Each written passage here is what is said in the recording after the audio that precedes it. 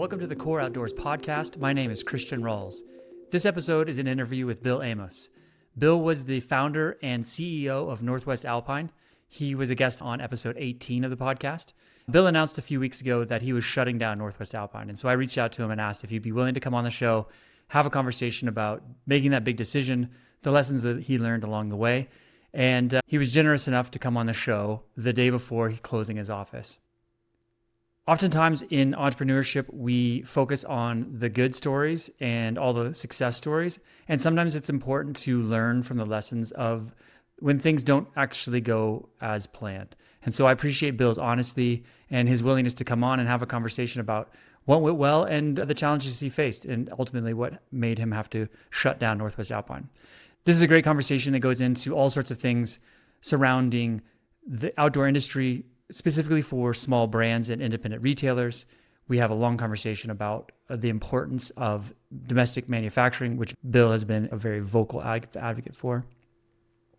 There's a lot of lessons here for early stage founders to latch on to, a lot of lessons for any entrepreneur, especially in the outdoor industry, to pick up from this conversation with Bill. So I really appreciate his willingness to have this conversation with me during this time of shutting down the business, and I hope you enjoy it. You made the announcement a few weeks ago that Northwest Alpine is closing. So I'm wondering if you can take me back to that moment of like making that decision and saying, yeah, this is it, we're closing it.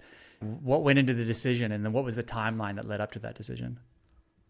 I mean, I've been thinking about it for a while, I guess, just for the last couple of months, looking at what, where we're at revenue wise, where we need to be, to really be in a sustainable place where I can pay myself a salary that I need to pay my personal expenses and to pay Caleb enough and all that sort of stuff. And so we kind of had this discussion at the beginning of 2025, and we're like, okay, we really need to at least double our revenue where we're at.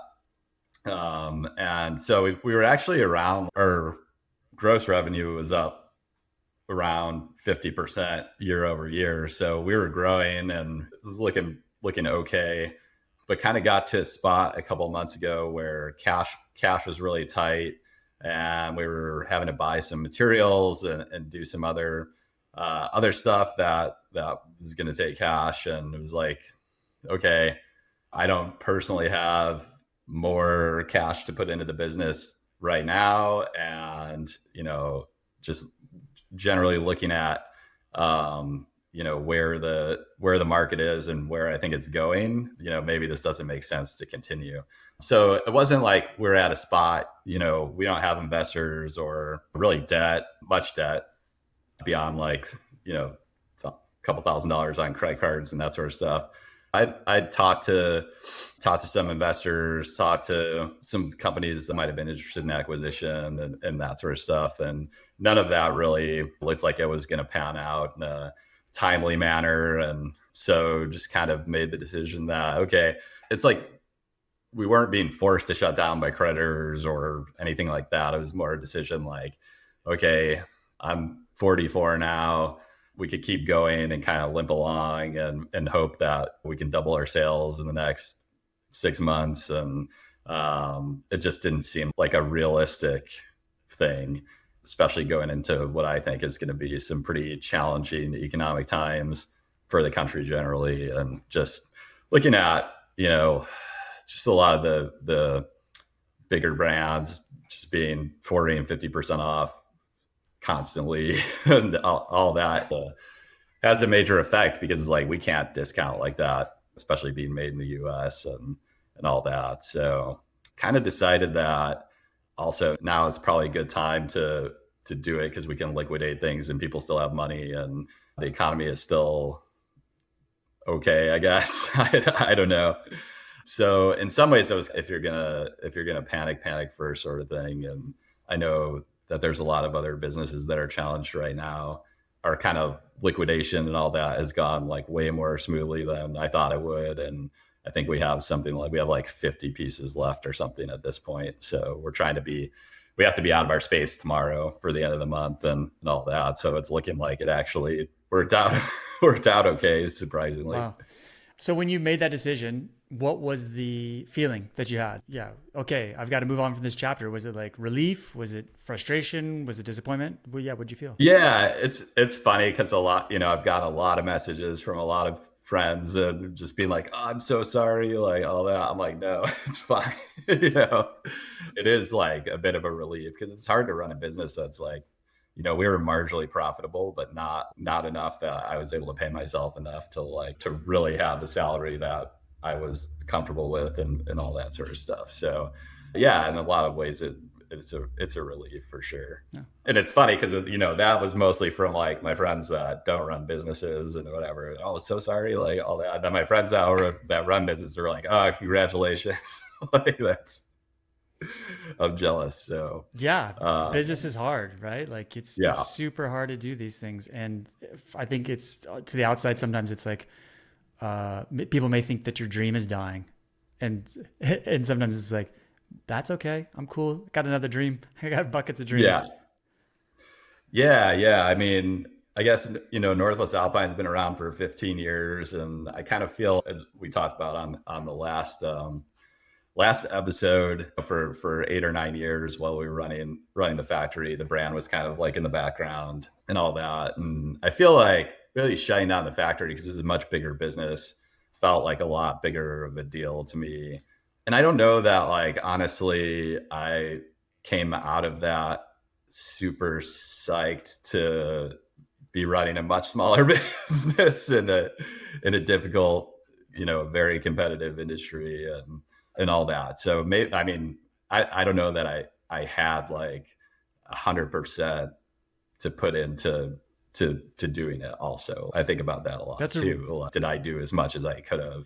Probably not, because I was pretty tired from from the whole factory ordeal and COVID and all that sort of stuff. And then I was like, okay, it took me a year to shut the factory down. That was like a emotionally and mentally draining process, dealing with banks and all that sort of shit. And yeah, I don't know. It almost feels like this is like kind of closure from just that whole chapter. And I'm not like, I'm bummed. Don't get me wrong. Like, it's sad that, this is not going to be an ongoing thing, but I've accepted it and I'm fine. cool. Good. Yeah, it's a really good point you make about, yeah, there's probably a fair bit of like, I don't know, it's like PTSD or something after closing down a Kachana. Is like, you probably didn't act, in psychological terms, you probably didn't go through the grieving process that you needed to actually step into the role at NWA. So now you're like in the midst of letting go of one and like resurrecting essentially the other. That's a lot of work, man. That's a lot of work. Yeah, I don't know. I just think, like, I don't know. Okay. I don't know what I think. Yeah. I know Time I will like tell. really haven't had a lot of time to like process all this either. So who knows? Maybe in like a couple of months, I'm gonna be like, "Oh man, that was crazy!" Like, because it was kind of like we made the decision, and then we're like, "All right, we're doing it." So made the announcement, and started doing the liquidation stuff and getting everything wrapped up. And I mean, luckily, it's like a lot easier process now. I mean, it's taking a month instead of a year. So, and there's less assets, less liabilities, less everything to deal with. Yeah. To be fair, you are literally, we're recording this conversation as you like close up the shop and move out tomorrow. So Yeah. I'm sure things will bubble to the surface and you'll have like clearer perspective in a year on where this is at. But I appreciate that you're willing to have this conversation with me about, yeah, where you're at in the decisions. And I think there's a lot of value that's going to come, because it's common for people to talk about the good things that happen in business. And I think this is sometimes can be a real fault of entrepreneurship, is that we hear about the good and we don't necessarily hear about the tough times. And yeah, I think there's some hard realities that we all need to face as entrepreneurs. And yeah, so this is super helpful. One thing that you mentioned in your, I think it was the original post about closing down, was kind of that you mentioned a second ago, kind of the cash flow and like, inventory financing. Was it that the tools that are typical for inventory financing or kind of like cash injection, were they just not available, like bank loans, investors? Was it just like it wasn't available to you, or wasn't available to you at the right time? Or was it just like, yeah, I could go get those things, but the road ahead, I'm in a dip and the road ahead's not worth it? Yeah. Yeah. I mean, I think it's more of the latter. Okay. Like,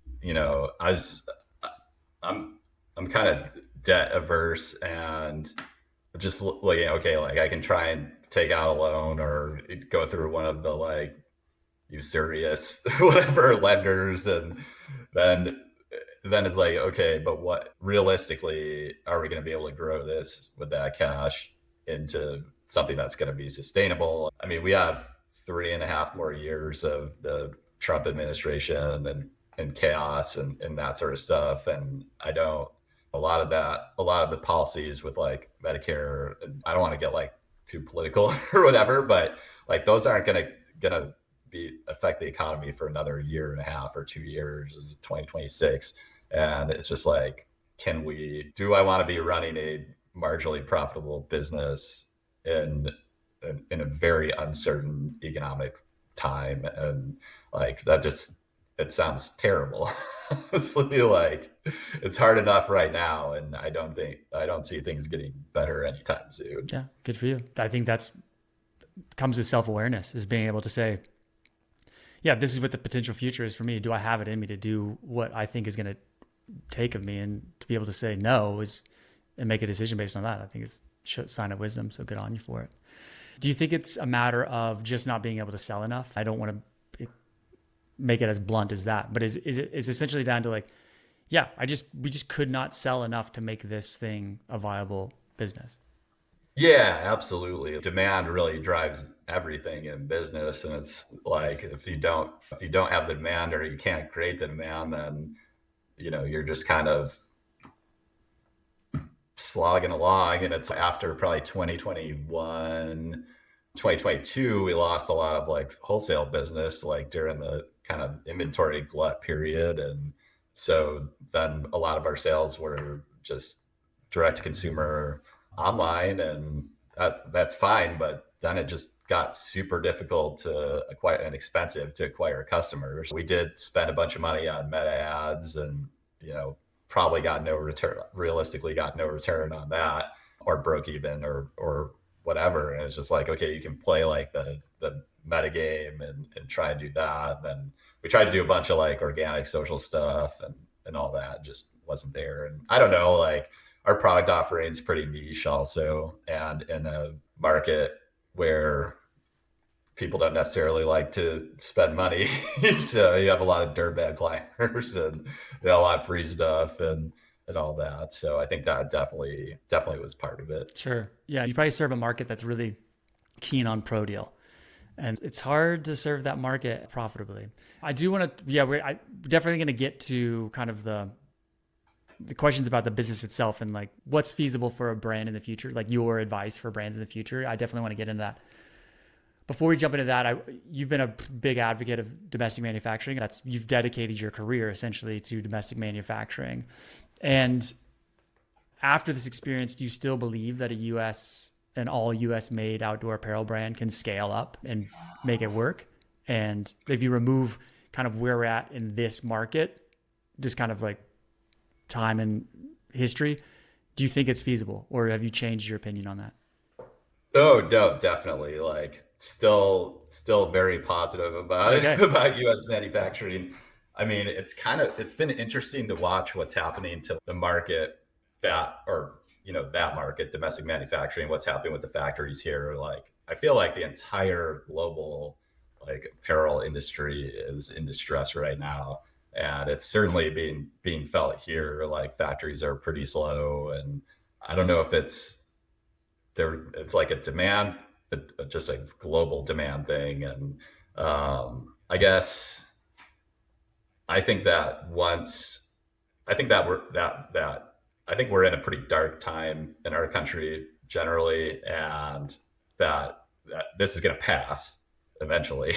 I think it's going to take a while, and I think that coming out of that, there's that domestic manufacturing is going to be a great option for people, because I think we can look at like what the administration is doing, and again, not to like be political, just to observe what's happening.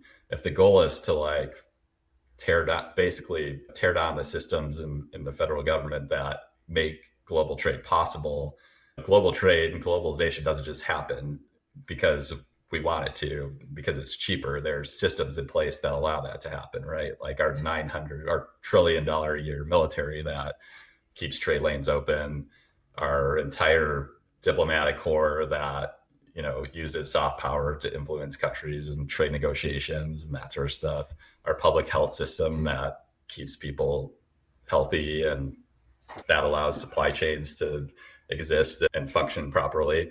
And when a lot of those systems start to break down, which they will, when you lay everybody off and when you doge the entire government, and I think that's part of the plan. They just haven't communicated to the people that that's what they're doing. Like when you take those services away and you tear down the federal government, like it has serious impacts on every aspect of American life, and supply chains are certainly going to be part of that. I don't see that, even if Democrats win in 2026 or win the presidency in 2028, that a lot of these things can be reversed in any meaningful way. And then we're also looking at broader global conflicts that are going to absolutely affect supply chains, from what's happening in Ukraine and Russia and Europe to Southeast Asia and all that. I think global trade is still going to happen, obviously, but I think it's going to get a lot more expensive. Insurance is going to get a lot more expensive. Everything is, to the point where it's going to, again, make sense to make things here or near shore. Okay. So will we have the workforce in the future to be able to support that though? Yeah. I mean, that's part of what they're doing, right? They're tearing down Medicaid, and, we've had the conversation in the outdoor industry. I feel like a broader industry has been like, well, Americans don't want those jobs, but with what they're doing, it doesn't matter if you want the job or not. Like, do you want to eat? Do you want to feed your children? Then, you'll do what you have to do, which probably includes working in factories. And so, which I think is like something that people aren't really thinking about. Like but that's what's happening. Like when you tear down social safety nets and you deport everybody that is doing the work now, somebody has to do the work. And so, are you forcing entire segments of the population into those jobs? Do you think that hard goods manufacturing has a better chance of success, or is it an easier gauntlet to run through than technical apparel for domestic manufacturing? That's a good question. It seems like a lot of the kind of reindustrialize movement is going more towards metal and CNC machining and all that sort of stuff. And there's more you can do, with robotics and whatever, and those things. So potentially, I think in my view, a lot of the people that are trying to solve a lot of the textile, especially in garment manufacturing problems, are focusing on the wrong things. They're trying to figure out how to automate a lot of the value added time. So not to get too deep into it, but maybe I will just do it. I think it's interesting. In any factory, you have value added time, not value added time. Value added time is any time you're doing something to a product that your customer is paying for, basically. So in a sewing factory, that's when the needle is going up and down and attaching the fabric together. So everything else is non-value added time. So like bundling things together and tying them off and counting things and doing all of those things, your customer's not paying you to like move fabric around and doing all that. So and there is a limit to like the value added time in a garment, right? Like probably the most complicated garment you can make that we make is a like lined and insulated belay jacket. And that's about 3 hours. So if you're a value added time. So if you think about it, 3 hours and you're paying your sewers $22 an hour, that's $66. And that's like very reasonable for a garment that you're going to sell for $450 or $500. The problem is in the not. So it's like you don't need to automate away that $66.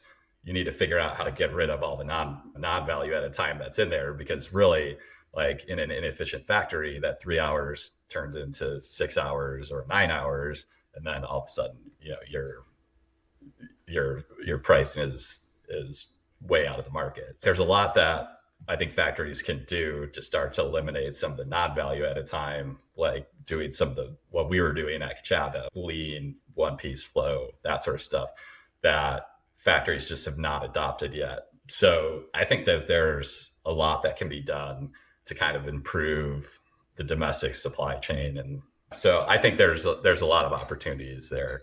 And I think that in terms of, I can't remember if we talked about it before, but I've written about it on LinkedIn and everything. Like, I think that being close to market, fewer emissions from transportation, being able to make to demand and have 3-week lead times instead of 9-month lead times, all of those things are like, would be hugely beneficial to the outdoor industry and solve a lot of the problems that everybody complains about. And I don't know how else to do it, right? I mean, I think like, I'm really interested watching what Will Waters is doing with Western Rise and, going to Vietnam and like, I was a little like skeptical at first. I was like, oh, Will's moving to Vietnam. Interesting. But then like after following some of his posts there, it's like, oh, that makes sense. That might be the only way to make a sustainable apparel brand with Asian manufacturing.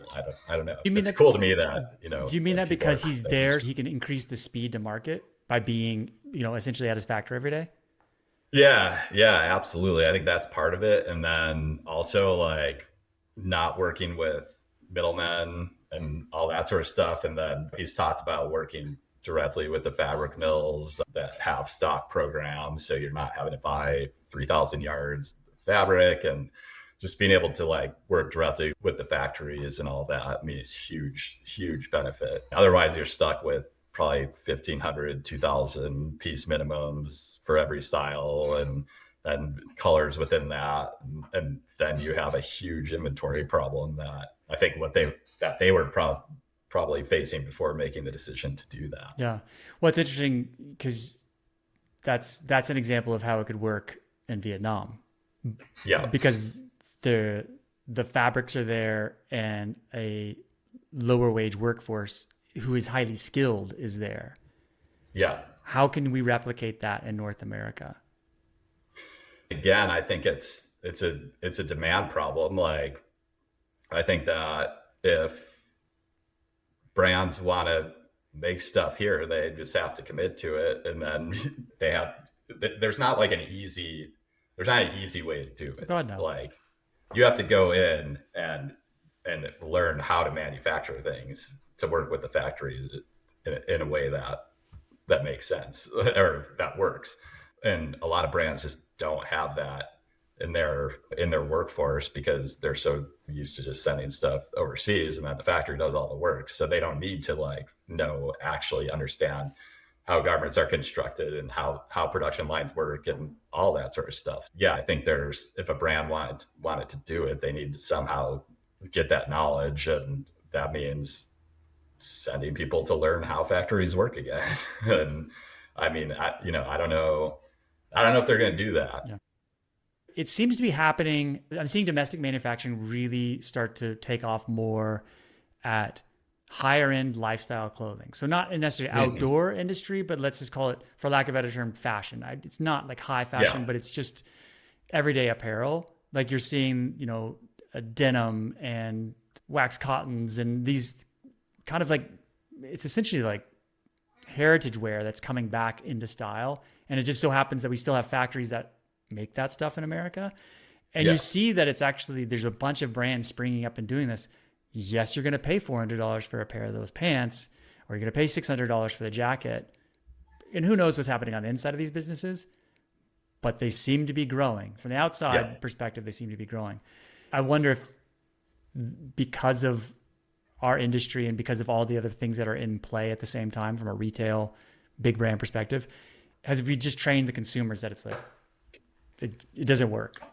Well, I mean, I think it's possible because the price points, even on most of the outdoor industry products, are high enough that you can make money doing it here. Gross margin wasn't our problem at all. Ours was demand related. So it's definitely possible. And I think if you're a big brand with decent volumes and all that you can work with factories to get more efficient and bring pricing down. I mean, it's never going to be Vietnam where they're $113 a month or something like that. Like your labor costs are always going to be more than that. But I think you have to look at all of the other factors like lead times and shipping costs and everything that's going to go up over the next decade. And at some point, it probably makes sense to make stuff here again. Yeah. Do you ever think about, so if you're saying it's a demand issue, essentially it's sales, like you gross margin work, we just need to sell more of it. Yeah. Is there a playbook or is there somebody who's doing it? You're like, oh, if we just use that playbook and plugged it into our product, this would totally work. As entrepreneurs, we have our different skill sets, right? Your skill set is more of the operational production side of things. Maybe it hasn't been on the sales and marketing side of things. Do you ever think absolutely. If I just plug a sales and marketing wizard into this, does this thing work? Is it as simple as that? I don't know. That's good. That's a great question. Yeah, I'm not sure. Okay. I think there are kind of like those three aspects of business that your business has to cover, right? Like sales and marketing, finance, and then production and operations and that sort of stuff.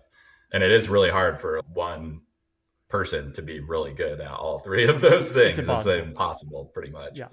So yeah, I mean, if you had someone that was like a whiz marketer and could do it, I mean, I'm just skeptical because we worked with an agency for email marketing and then for some meta stuff for a while. And it's like, okay, big promises and all that. But yeah, I mean, just finding someone that's like really good at that, I think is a lot harder than most people probably think. Yeah. And sales and marketing is like this really interesting overlap of them. It's timing, it's product, it's story. There's a bunch of things that the stars have to align for it to really turn into a rocket ship. It's not a formula for sure. So I understand that. Do you think that the core outdoor market is shrinking or is it just being ignored? I think it's probably shrinking, but I think that's a result of it being ignored also. Like, I think there's definitely a chicken and an egg scenario.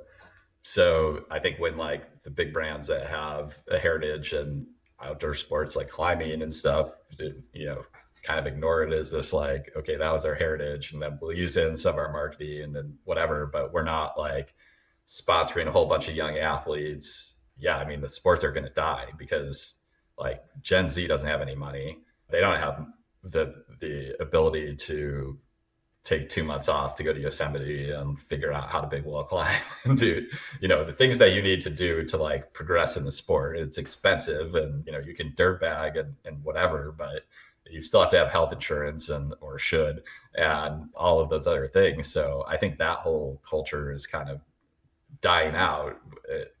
To me, it seems that way, at least in climbing. And then you're competing, against scrolling TikTok and doing all those other things that young people are doing. So it definitely, I think there's, my generation, our generation's getting older, and it's harder to get out when you're in your 40s and things hurt. And if you haven't like me, just did a lot of stuff in my 20s without understanding that I was hurting my body and that not taking care of myself was going to be a problem when I got to my 40s. I think there's a lot of people like that. Yeah, if there isn't aren't people coming up in the background, a lot, I think in climbing, a lot of it is like gym climbers and all that. And there is some like transition of gym to crag and all that, but I don't know if it goes beyond, that at this point. So like how many young people are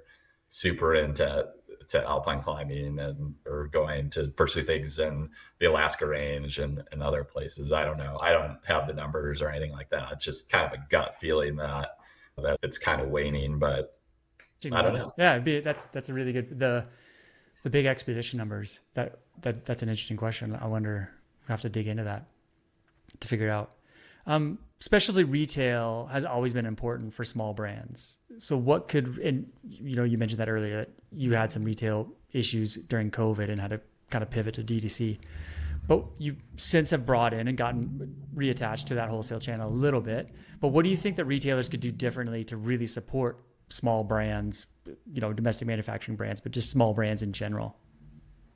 Just buy more of their stuff. That's what it comes down to, honestly. And that's to actually sell it. Like if you don't sell it, it's going to sit on a shelf because big small brands don't have the brand recognition and people walking off the street. So if you're like, I am psyched about this brand, I like what they're doing, I like to support domestic manufacturing, then you need to actually do it. You need to buy their products and sell it. And we have some really good retailers that were doing that, like the Mountaineer and Keene Valley, New York, and Big Willie's and Lone Pine. It's a super small shop, but super psyched about it. But then we had I don't want to put anyone on blast, but they're like, okay, well, we'll buy some FieldSim pants from you, in the fall or whatever. And it's like, well, we might not be around in the fall. I think was also one of our problems. I think that like a lot of people thought we were a lot bigger than we were. And I mean, got that a lot. Like we're like tiny. I'm like, no. We're like really small. And so it's like a big deal for you to place like a $2,000 or $3,000 order with us. Like that's huge for us. Like we need that. And if you're excited about it, then, and you want us to be around, then you need to buy our products. That's kind of the crazy thing about starting the liquidation processes in the beginning, like how many like new customers we were getting. It's so frustrating. And they were buying stuff at full price also, like before, because we announced we're shutting down and now we're going to start or liquidate, because we knew we'd sell like our popular products at full price because people wanted them and everything. That was super fascinating to see, like those new returning customer numbers and be like, where have you been? So I don't know. That's definitely our marketing problem for us, is like we have eyeballs on the products. Like why aren't new people purchasing and all that sort of stuff. Do you think it was the price? Is that a contributing factor? Is once the price started to drop, you got the new customers, or you're saying you got new customers? No, because they were buying stuff at full price. Oh, wow. Yeah. Yeah. Well, I guess it's like, damn, I've always wanted this and now I got to commit. Yeah. I think that's definitely part of it. And then when we started dropping prices, it was like bonanza. Sure. Yeah. Staying on the retail theme for a second, we've seen some pretty big names, outdoor shops in the last few weeks announce that they're going to close, but they're not selling. They're essentially going to close. They're going to wind down and close their doors. What do you think the industry needs to do to make sure that we don't lose too many of these independent store owners as they age out? REI needs to close like a quarter of their stores. Okay. Sure. Let off the competition. Which is not going to happen. Yeah, it's not going to happen. So it's just too much competition. There's no way to do it. Because I mean, I think about the long-term ramifications. Okay, so I'm just going to go on a rant here for a second.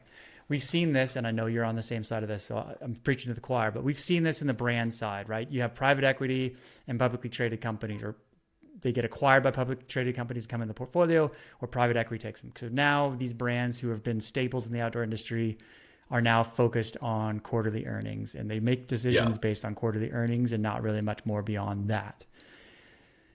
Okay, so that puts us in the state where we are from a brand side, from a product side, like over-indexing to lifestyle, we've lost core, all these things. But now we're starting to see the same thing happen from the specialty retail side, right? And it's like, well, what happens when these independent store owners are starting to age out? Yeah, some of them may be able to sell them to their kids. Maybe some of them can sell them to their staff, but like, who's setting up, like much like the decision you had to make is like, is this worth it? Like, is it worth me taking this on? And, that's a question for some of these retailers is like, why not sell it? And the fact of the matter is like, it may not be worth it. I may be like ruining somebody's life if they buy it from me. Yeah, exactly. Like I think it's grim. And I think that's like also a function of all the discounting that's been happening, and all that has definitely affected independent retailers' margins like hugely, to the point where I don't even know how any of them make money, or if they are making money. Yeah.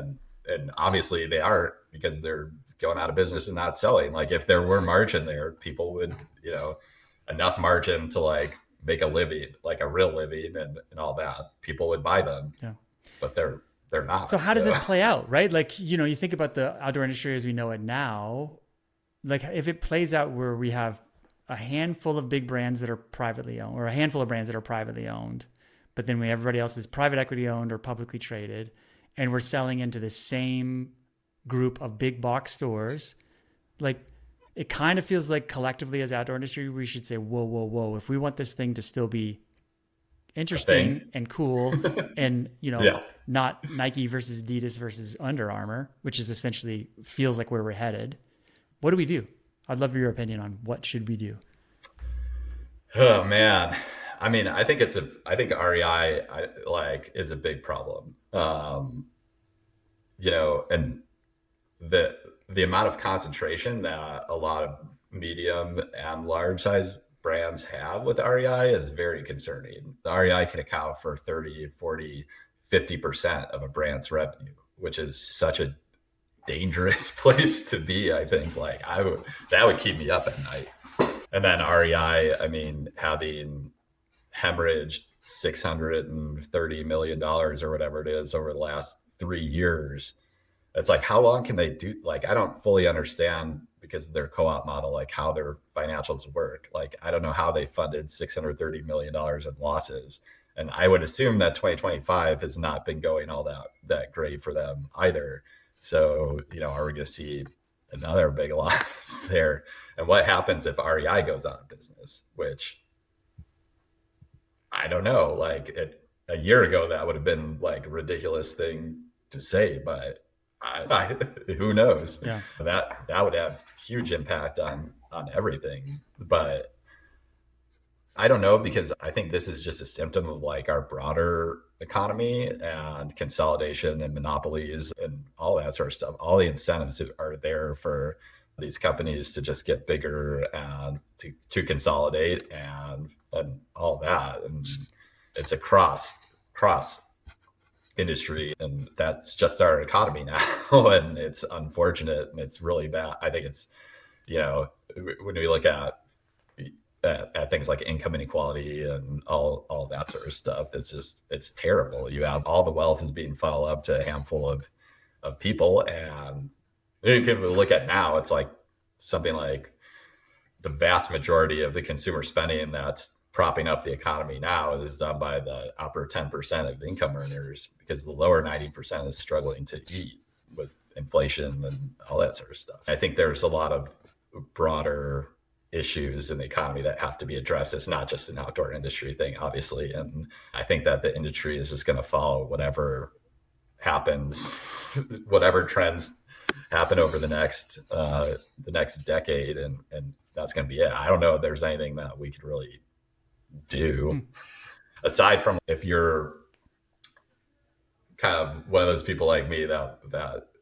really wants to support small brands and what they do, then just don't buy shit from the big companies. Don't buy stuff from REI.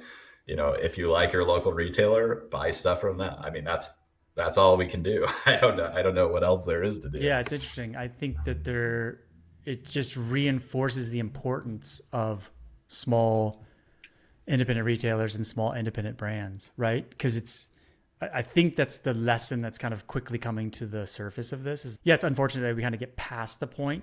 It's only in hindsight that we realize like, actually that's what made this special. We need this. And so I think amends will be made and corrections will have to happen over time. I don't think it's too late. I have hope for that thing, but I guess for me, it reinforces like, yeah. Specialty retail is super important from a brand perspective. The big brands need to focus on that, right? To kind of get back to your REI point. If all your eggs, and I can speak from experience, when I owned my own brand, all my eggs, 40% of my eggs were in one retailer's basket, and it was sketchy as hell. And thankfully got that right side and everything was good, but it's rough when, if that customer gets a cold, you are in trouble. Yep. And I think a lot of people are kind of don't understand just how concentrated a lot of brands are in REI, like big brands. Oh yeah. Yeah. Yeah. No, I mean, and that's why they get the terms and the favors and all those things and the special releases and all that stuff.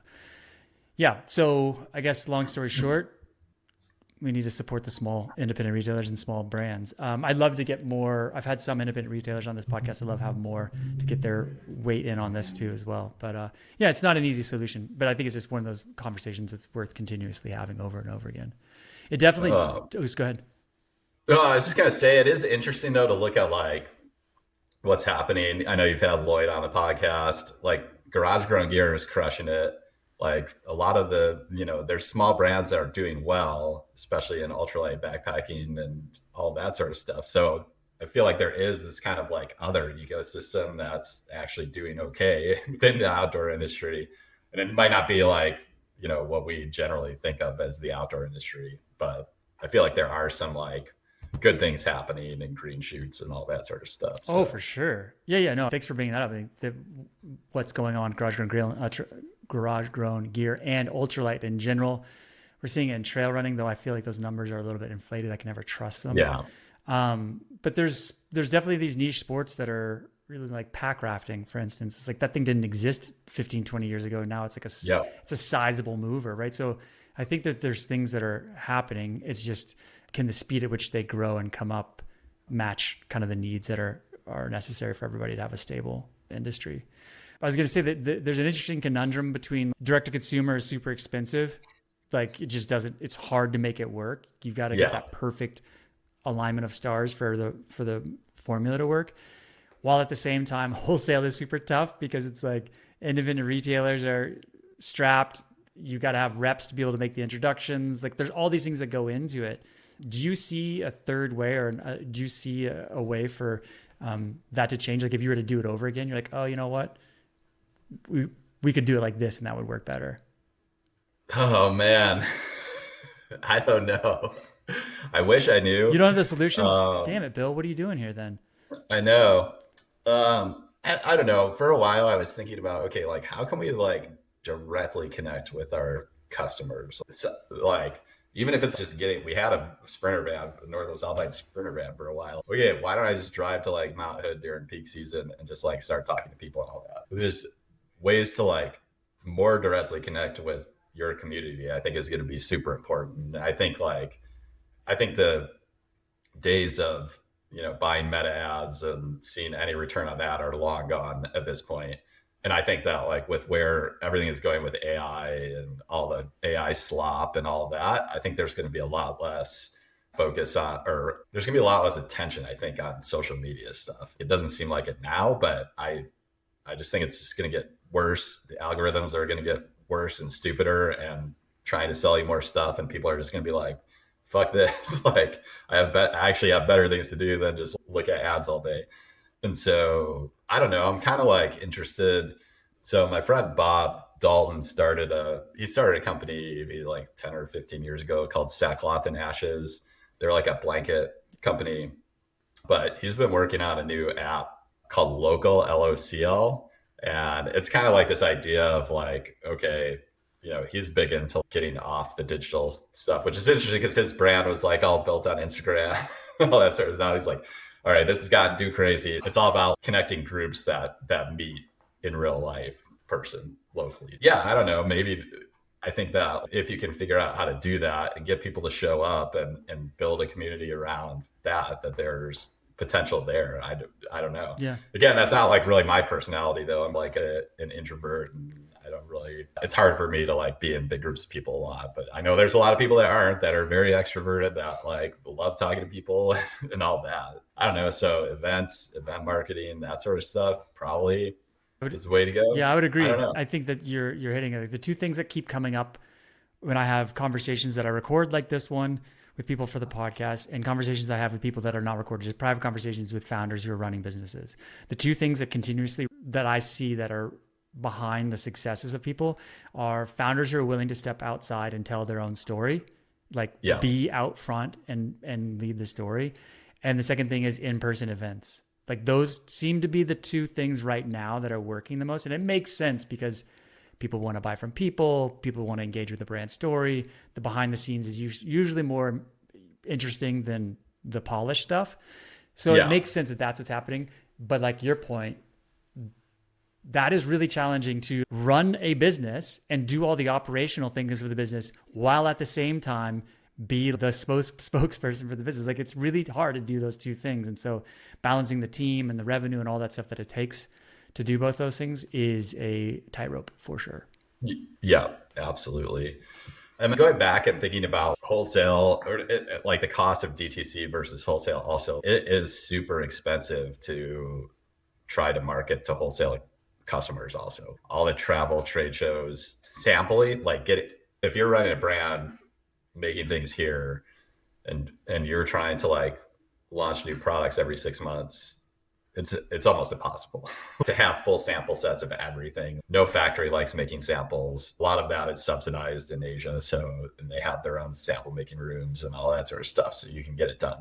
But here, that's just so difficult. So it's just, I don't know what the answer is. Yeah. Direct stuff's so expensive, wholesale so expensive. What do you do? Yeah, a product business is hard. Yes, that's I think a good takeaway from this conversation. Though it can be worth it. It's still worth the effort. It's just like, I think that's why we have these conversations. I mean, that's the point behind this whole podcast. It's like, hey, the people who are coming up and doing these things and starting things or midway through the journey, it's like, these are the questions that you and I had 15 years ago when we had nowhere to turn to get some answers. Or how much would you have paid to have somebody have this conversation and be like, oh shit, I'm going to write all this down. Totally. Future Bill could learn from these conversations. And so that's the point. It's like, let's, rising tide lifts all boats. Let's just help each other out because it is hard. And the modern interpretation of what an entrepreneur is based around a tech entrepreneur. And that is not reality for things that are making in the physical world. The funding isn't the same. The monthly recurring revenue is not the same. Like all these things, like the picture of the entrepreneur now is, and I think it's starting to change. It's like, we need to go back to like the farmer as the person we should be emulating and not the tech billionaire, because we're not working in reality when we think like that. Maybe not. Maybe the farmer is not the best, but probably more to that side than to the opposite side for sure. Yeah, it's kind of interesting to follow some of because there is a movement now among some like tech investors and formerly tech people into the defense industry and physical hard products, and it's so different than writing apps and whatever, that it's interesting to see. It'll be interesting to see like how, if they're able to actually do it, and then also if investors stick around, because getting like 100x return on a manufacturing business that requires billions of dollars in capex, and like I don't know, like if they have that, Yeah, and I think our expectations their expectations need to change, and that's kind of a lesson for us too in the industry. Is like, well, okay, maybe we had unreal expectations, and certainly when I talk to people who are trying to raise capital for their smaller brands, is like, man, the expectations for an angel investor when you're talking about a physical good in the outdoor space, like, whoa, like let's bring them back down to earth here, because there's still labor of love involved with this. Absolutely. Yeah. So entrepreneurship is usually a mix of what you love to do, what you're good at, and what you just have to do. So for you, what fell into each of those categories for you? If you could identify what you love to do, what you're good at doing, and what you had to do, what would you put in each of those categories? Oh man, probably like love to do product design, development, manufacturing. That's kind of what I think I'm good at and what I actually like enjoy. Like I love the production side of things. I love seeing things go from raw materials to finished goods, and like when a production line is running well, and like it's a beautiful thing, and it like pushes all the right satisfying buttons for me. So I really like that. And then I guess they had to do like, I don't know, I'm not good at marketing and making reels and doing all that sort of stuff. I like it actually, like it's kind of fun, but I think having Caleb here, he did a lot of that stuff and he's good at it. So all that. And then have to do definitely, but hate doing is the finance side of things. And I still, even at Chad, I did all our bookkeeping, and I try to bring people in to help, and it never, because it's a little complicated, but was never able to. So I do all the bookkeeping and cash flow stuff and all that, which is not what I like to do at all. Okay. So after 15 years of running these two businesses, What's the most valuable skill or mindset that you're walking away with? Man, really just like the confidence to like to know that like I can do anything, I guess, like in a business. I was thinking about it. I've been thinking about it over the last couple of weeks. I've pretty much done every job in apparel manufacturing aside from production sewing. And even I did like in a previous job when I worked for Chilo Gear, the backpack company, I ran bar tacker for 8 hours a day. So I've done some, I've run cutting, I've run like, I know how to engineer lines and run production efficiently, and do all that sort of stuff. Done it, just like all the things that like come up in the day to day of running a business. I just feel I've run into everything. I know I haven't run into everything, but it feels like that. Sure. I'm not afraid of challenges and problems and having to learn new things and do all that sort of stuff. I think that's a superpower of the entrepreneur is like, okay, I have a problem. I need to figure out how to solve it. And I'm going to do whatever it takes to figure it out. And there might not be anybody that has had this problem, whatever. So I need to learn how to do it myself and figure it out. I don't know. Yeah. That makes sense. The skilled generalist. I mean, that's what entrepreneurship is, like, just being a really skilled generalist, which is great. That's wonderful. I'm sure it'll serve you well going forward. So if a younger founder came to you and said, hey, I want to start a US made apparel brand, what advice would you give them? I'd say wait about 5 years. See, 5 to 8 years. Wait for the dust to settle. Wait for the dust to settle, and then come talk to me. Okay. I don't think now is a great. I mean, I don't know. I had one founder call me a couple of weeks ago, and he's like just kind of getting started, and he just had like a typical like, oh my God, there's so much, like I don't know like what to do here and all that. And he had a very kind of niche product for a very specific user group. And I was like, if you were coming to me being like, I want to start an outdoor lifestyle apparel brand, I'd be like, no, don't do that right now. But this is okay. You have a market. He has like products out there being tested by the market participants, and their feedback is good. And it's a small number of SKUs that are really focused. Like, yes, this is awesome. You can keep doing this and do it in a way that you're not going to spend tens of thousands or hundreds of thousands of dollars to make sure that the market's actually there. Then yeah, absolutely go for it. So I think that there are still like niches that people could be successful in right now. But I think, yeah, I don't know. I think it's just dependent on what it is and who the target market is, and if they have money, and if they're going to continue to have money going into whatever is going to happen over the next 5-10 years. Yeah, doing some market validation early on. That's good. That's good advice for anybody at any stage, whether you're starting a business or coming out with a new product. Let's spend some time and effort on market validation. So that's really good. A lot of people forget about that part. Yeah, and I mean, if you can do that by spending a few $1,000s on samples and get them into the right people, and pretty quickly if you have something or if you don't. Yeah. And then if the initial feedback's not good, then move on to something else. Yeah, it's good. Okay. Well, Bill, I really appreciate this. So what is next for you? You're moving out tomorrow. Northwest Alpine is closing its doors. What's next for Bill? Yeah. So I'm joining a company called Spiritus Systems. They are a manufacturer of military and tactical gear. So they do currently they do a lot of plate carriers and chest rigs and pouches and kind of the nylon gear. And I've been talking to them for about a year, and they've been wanting to launch apparel for a long time. So I will be joining them as the director of apparel to build that program. Very cool. So you get to take all those skills that you've just honed over the last 15 years and let somebody else do the marketing, sales, and finance. Nice. Yeah, pretty much. I mean, they're like literally is not another company that is like, they're great. They do their own manufacturing currently of their nylon gear. And so they have a lot of experience with cut and sew. Their branding is amazing.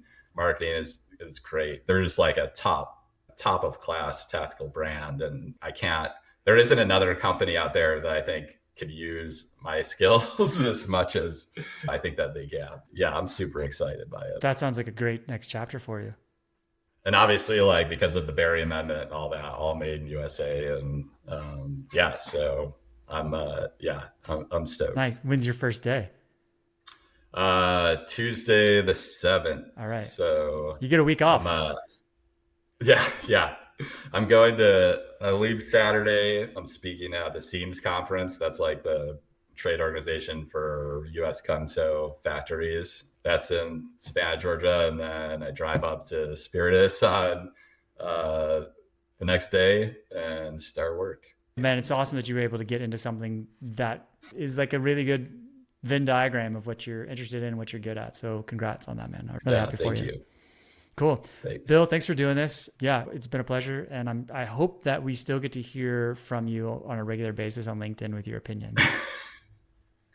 Yeah, I'm going to try to continue posting and all that. So I'm not going away. Okay. You need to find another brand that you'll be the mindfulness ambassador for. I know. Right. Mindfulness ambassador for the outdoor industry. Yeah. Nice. All right, Bill. I appreciate it, man. Awesome. Thank you. Thanks so much for listening all the way to the end of this podcast. If you enjoyed it, please share it with a friend you think may enjoy it too. You could also take a few seconds to subscribe to the podcast. Anything you do to help share the love here, we'd appreciate it. Thanks so much for following along, and we'll see you next time.